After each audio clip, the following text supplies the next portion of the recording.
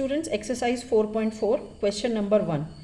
निम्न द्विघात समीकरणों के मूल्यों की प्रकृति ज्ञात कीजिए, यदि मूलों का अस्तित्व हो तो उन्हें ज्ञात कीजिए।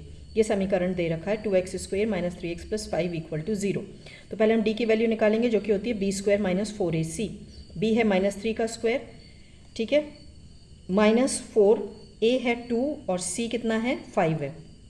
3 का स्क्वायर हो गया 9 -3 का, ये हो गया 4 2 = 8, 8 5 = 40, आंसर आ गया -31। तो यानी कि वास्तविक मूल नहीं है इसके। नेक्स्ट आप देखिए 3x² - 4√3 + 4 = 0। यहाँ इन्होंने वैल्यूज़ लिख रखी हैं तो आपको पता ही है। d = b² - 4ac। b कितना है -4√3, ठीक है, 4√3 -4 × ac। a है 3 और c है आपका 4। तो इसको स्क्वायर करेंगे तो 4 का स्क्वायर होता है 16 और √3 का 3, तो 16 3 हो गया 48 और यहाँ हो गया 4 4 16, 16 3 48। आंसर आपका आ गया 0। तो वास्तविक मूल हैं। मूल निकालने का सूत्र ये होता है x = -b ± √d/2a। माइनस लिखा, इसका जो माइनस है, और इसकी वैल्यू भी माइनस है, -4√3 ± 0/2 × a है 3 हमारा, ठीक है। ये हमारा 2 से 2 कैंसिल हो गया, 2 2 = 4, तो ये हो जाता है 2√3/3। एक स्टेप मिस हो रहा है, मैं आपको करके दिखाती हूँ। ये हो जाता है आपका 2√3, ठीक है, माइनस से माइनस कट गया /3।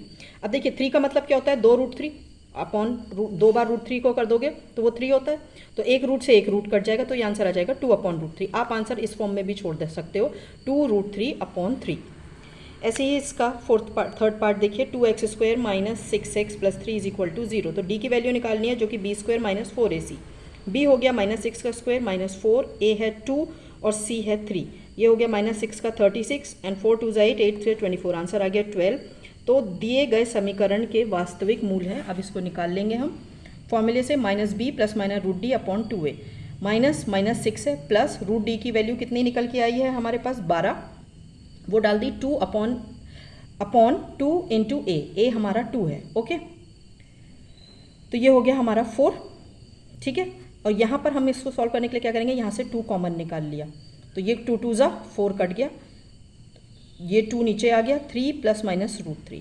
क्वेश्चन नंबर 2 देखिए, निम्न प्रत्येक द्विघात समीकरण में k का ऐसा मान ज्ञात कीजिए कि मूल बराबर हो। ये समीकरण दे रखा है तो हम d का मान निकालेंगे सीधे b² - 4ac से। b हमारा k है, a 2 है और c कितना है 3 है। हमने यहाँ वैल्यूज़ डाली k² - 4 × 2 × 3, तो ये हो गया k² - 3 2 = 6, 6 4 = 24। वास्तविक मूलों के बराबर होने के लिए क्या करेंगे, हम d को 0 रखते हैं। तो d कितना है हमारा k² - 24, इसको हमने 0 रखा तो 24 आ गया राइट हैंड साइड।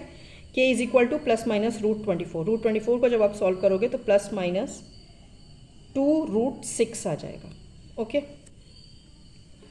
सेकंड देखिए, ये भी इसी तरह से हो जाएगा। यह है आपका kx, थोड़ा सा वीडियो ब्लर हुआ है,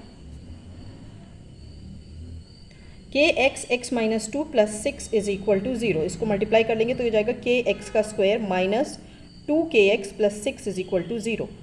हम यही d = b² - 4ac करेंगे। b की वैल्यू है -2k का स्क्वायर -4 × a × c है 6, तो 4k² - 24k।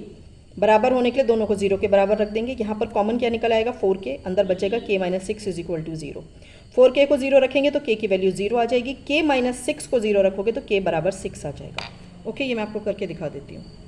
ये स्टेप मैंने यहाँ कर दिया, 4k = 0 तो k 0 हो गया, k - 6 = 0 तो k की वैल्यू कितनी आ गई +6, ओके। Complete this work.